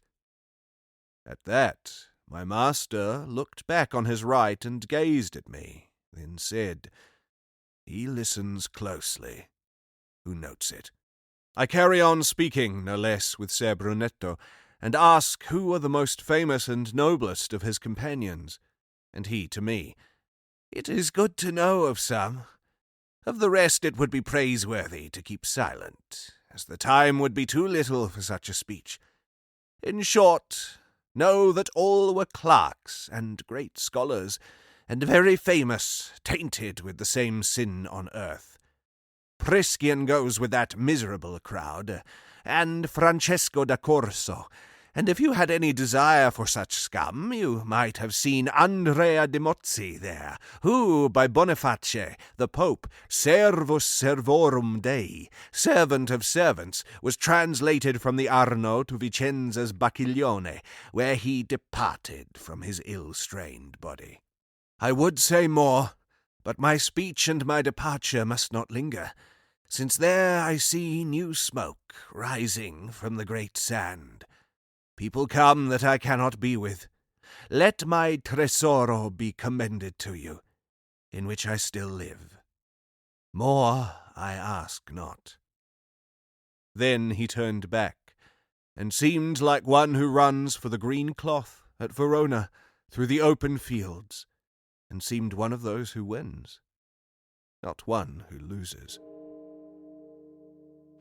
I was already in a place where the booming of the water that fell into the next circle sounded like a beehive's humming, when 3 shades together, running, left a crowd that passed under the sharp burning rain.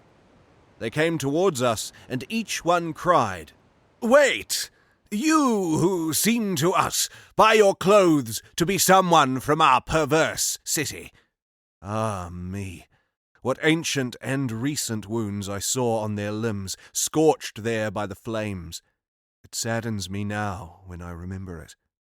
My teacher listened to their cries, turned his face towards me, and said, "Wait now. Courtesy is owed them, and if there were not this fire that the place's nature rains down, I would say that you were more hasty than them."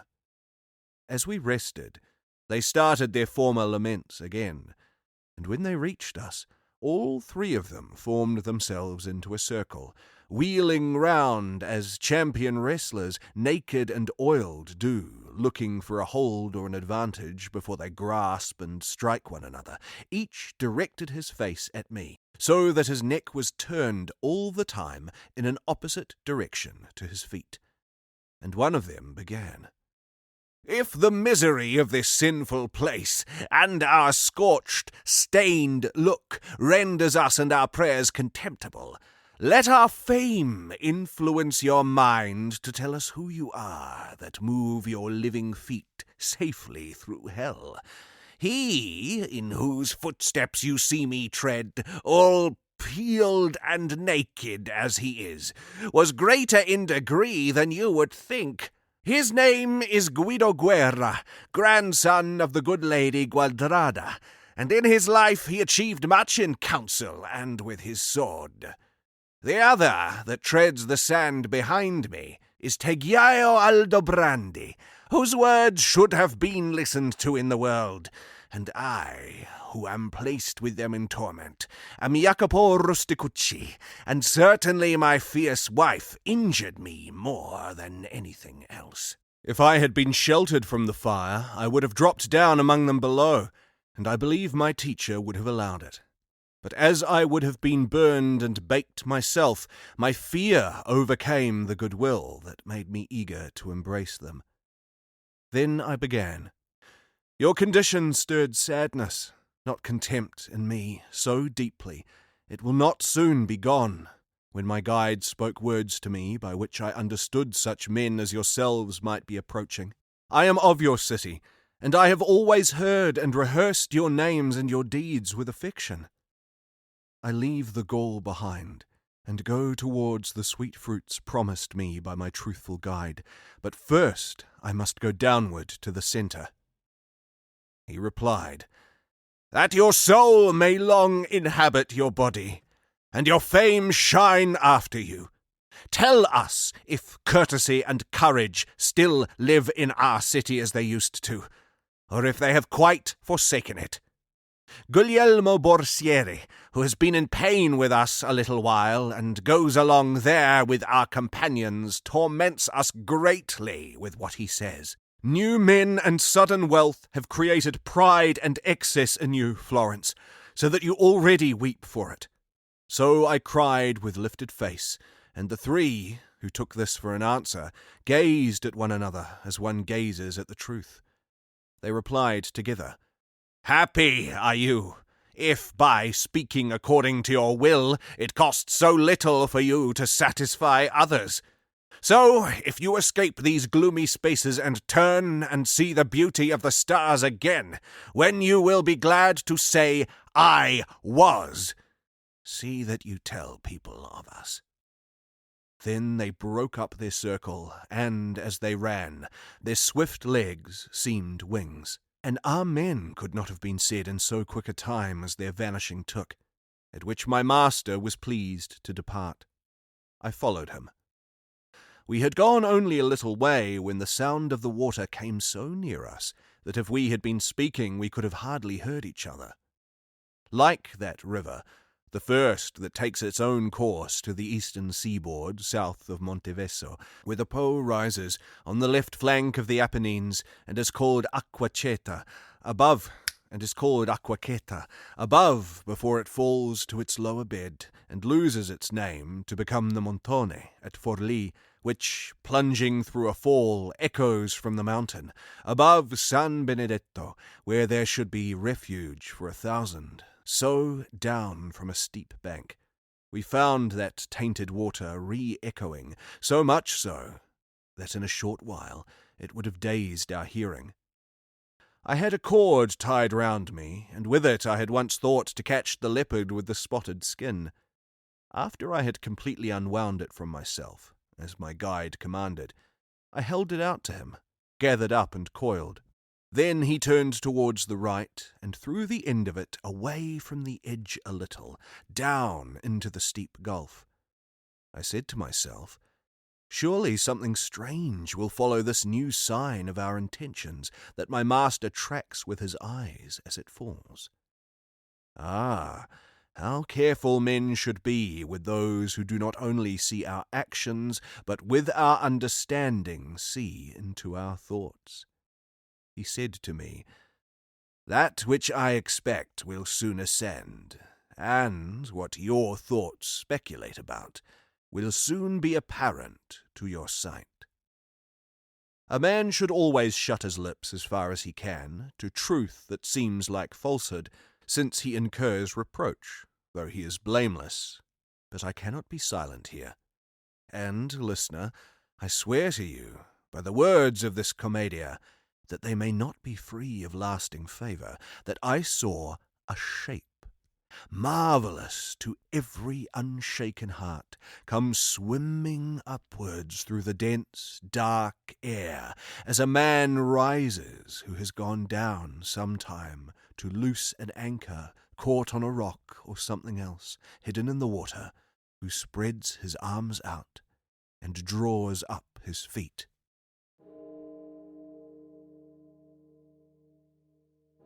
See the savage beast with the pointed tail that crosses mountains and pierces walls and armor. See him who pollutes the whole world. So my guide began to speak to me, and beckoned to him to land near the end of our rocky path, and that vile image of fraud came on, and grounded his head and chest, but did not lift his tail onto the cliff. His face was the face of an honest man. It had so benign an outward aspect. All the rest was a serpent's body. Both arms were covered with hair to the armpits. The back and chest and both flanks were adorned with knots and circles. Tartars or Turks never made cloths with more colour, background and embroidery, nor did Arachne spread such webs on her loom. As the boats rest on the shore, part in water and part on land, and as the beaver among the guzzling Germans readies himself for a fight, so that worst of savage creatures lay on the cliff, that surrounds the great sand with stone. The whole of his tail glanced into space, twisting the venomous fork upwards that armed the tip like a scorpion. My guide said, "Now we must direct our path somewhat towards the malevolent beast that rests there." Then we went down on the right and took 10 steps towards the edge, so that we could fully avoid the sand and flame. And when we reached him, I saw people sitting near the empty space, a little further away on the ground.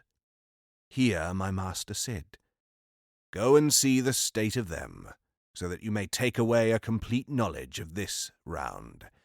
Talk briefly with them. I will speak with this creature until you return, so that he might carry us on his strong shoulders." So, still on the extreme edge of the 7th circle, I went, all alone, to where the sad crew were seated. Their grief was gushing from their eyes. They kept flicking away the flames, and sometimes the burning dust, on this side or on that, with their hands no differently than dogs do in summer, now with their muzzle, now with their paws, when they are bitten by fleas or gnats or horseflies.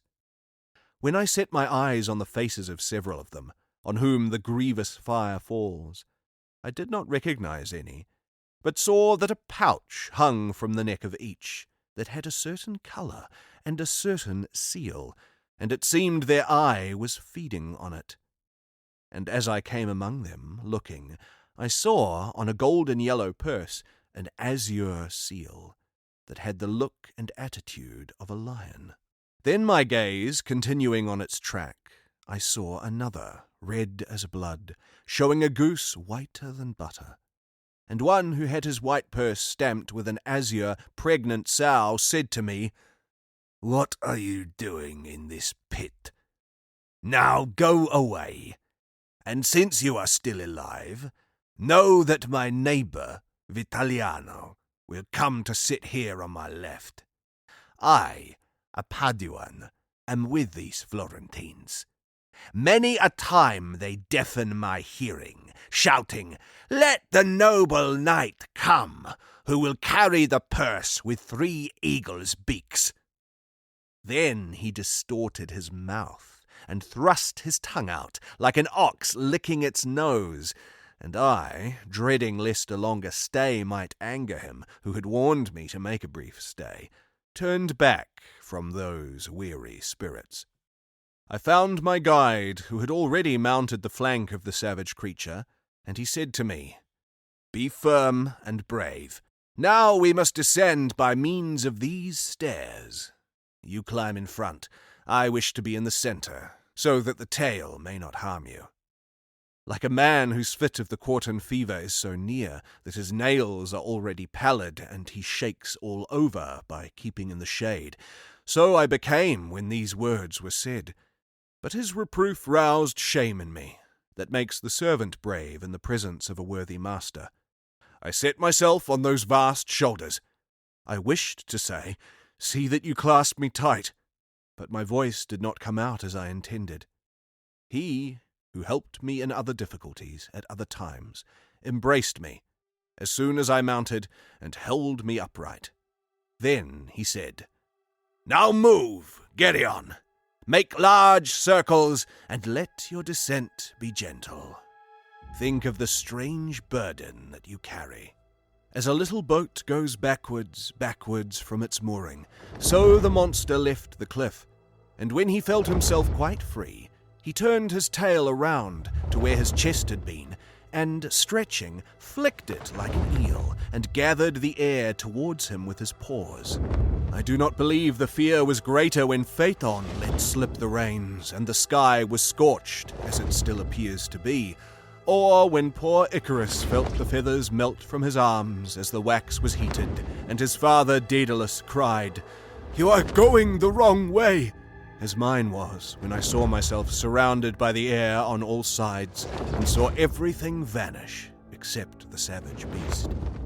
He goes down, swimming slowly, wheels and falls, but I do not see it except by the wind on my face and from below. Already I heard the cataract on the right make a terrible roaring underneath us, at which I stretched my neck out, with my gaze downwards. Then I was more afraid to dismount, because I saw fires and heard moaning, so that I cowered, trembling all over. And then I saw what I had not seen before, our sinking and circling through the great evils that drew close on every side. As the falcon that has been long on the wing descends wearily, without seeing bird or lure, making the falconer cry, "Ah, you stoop!" and settles far from his master, disdainful and sullen, so Geryon set us down at the base, close to the foot of the fractured rock, and relieved of our weight, shot off like an arrow from the bow.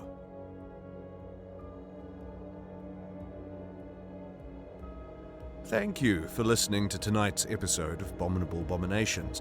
For more stories of a spine-tingly-dingly nature, do subscribe wherever you happen to be listening, and a comment or a like if you think it's warranted. It goes a long way too. The rest of the Inferno will be on its way next week.